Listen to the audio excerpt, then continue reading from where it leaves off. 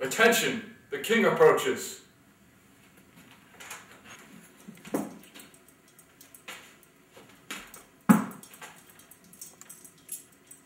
We shall express our darker purpose.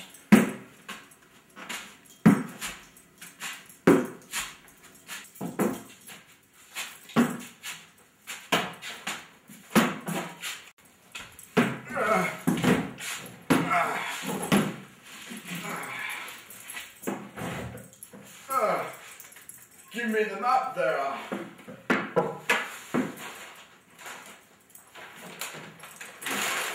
yes.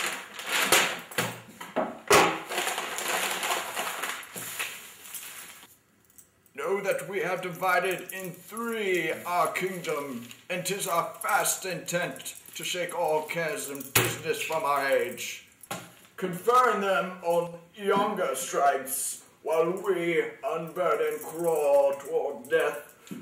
We have this hour consent, will to punish our daughters' several dowers, that future strife may be prevented now. The princes, France and Burgundy, great rivals in our youngest daughter's love, long in our court have made their amorous sojourn, and here to be answered. Tell me, my daughters, since now we will divest us both of rule, interest of territory, cares of state, which of you, shall we say, doth love us most? That we our largest bounty may extend, where nature doth love us most. That we our largest bounty may extend, where nature doth with merit challenge. Goneril, our eldest born, speak first. Sir, I love you more than words can wield the matter, dearer than eyesight, space, or liberty, beyond what can be valued, rich or rare. No less than life. Grace, health, beauty, honor, as much as child e'er loved or father found. A love that makes breath poor and speech unable, beyond all manner of so much, I love you.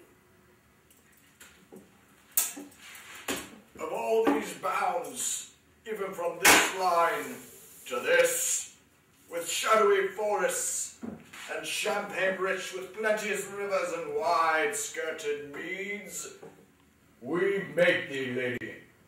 To thine and thine issue be this perpetual. What says our second daughter, our dearest Regan, wife to Cornwall? Speak. I am made of myself, metal as my sister, and prize me in her worth, in my true heart. I find she names my very deed of love, only she comes too short that, I profess, myself an enemy to all other joys, which the most precious square of sense possesses, and find I am alone facilitate. In your dear highness love. To thee and thine heredity ever remain this ample third of our fair kingdom, no less in space, validity, and pleasure than that conferred on Goneril. But now our joy, although the last not least in our dear love, what can you say to win a third more opulent than your sisters? Nothing? Nothing will come of nothing. Speak again.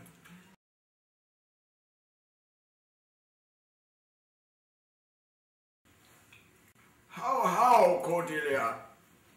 Bend your speech a little, lest you may mar your fortunes.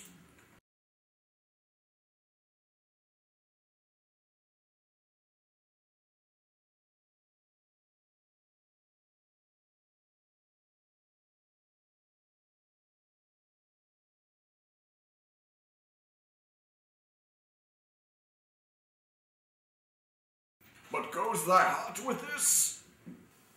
Aye, my good lord. So young and untender. So young, my lord, and true. Well, let it be so. Thy truth then be thy dower, for by thy sacred radiance of the sun, the mystery of Hecate in the night, by all operation of the alls from whom we do exist and cease to be.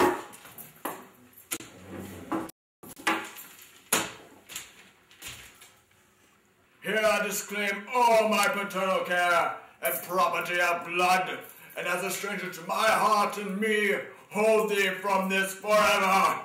The barbarous Scythian, or he that makes his generation messes to gorge the appetite, shall to my bosom be as well neighboured, pitied, and relieved as thou, my sometime daughter. My liege. Peace, Kent. Come not between the dragon and his wrath. I loved her most, and thought to set my kind rest upon her nursery.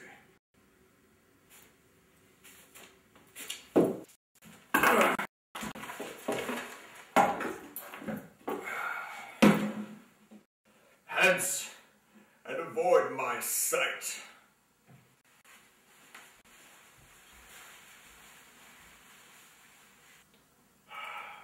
So be my grave, my peace, as here I give her father's heart from her.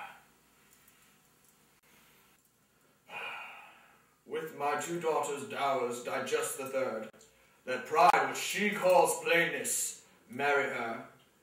I do invest you jointly with my power, preeminence, and all the large effects that troop with majesty. This way, revenue, execution of the rest, beloved daughters, be yours. Royal Lear, whom I have ever honored as my king, loved as my father, as my master followed, as my great patron preyed upon it. The bow is bent and drawn, make from the shaft. Let it fall, rather, though the fork invade the region of my heart, be Kent unmannerly when Lear is mad. What wilt thou do, old man?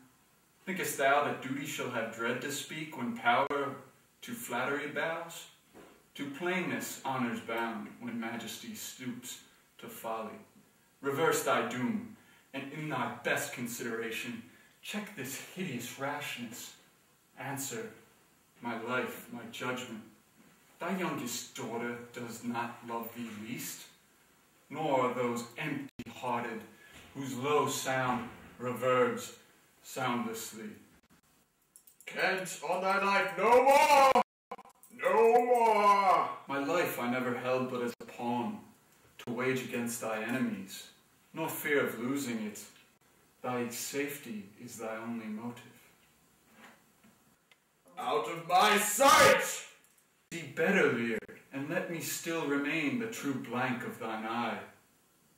Now by Apollo! Now by Apollo, my king, thou swearest thy God's name in vain. Vassal, recreant! Do, kill thy physician, and the fee bestow upon thy foul disease. Revoke thy doom, or whilst I can vent clamour from my throat, I'll tell thee, thou dost evil.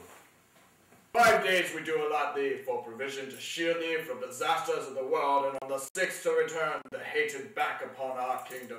Fare thee well, king. Freedom lives hence, but banishment is here.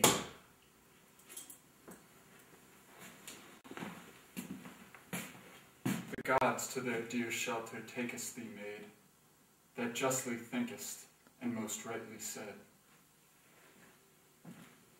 And your large speeches may your deeds approve, that good effects may spring from your words of love. Thus Kent, O princes, bid you all adieu. He'll shape his old course in a country new.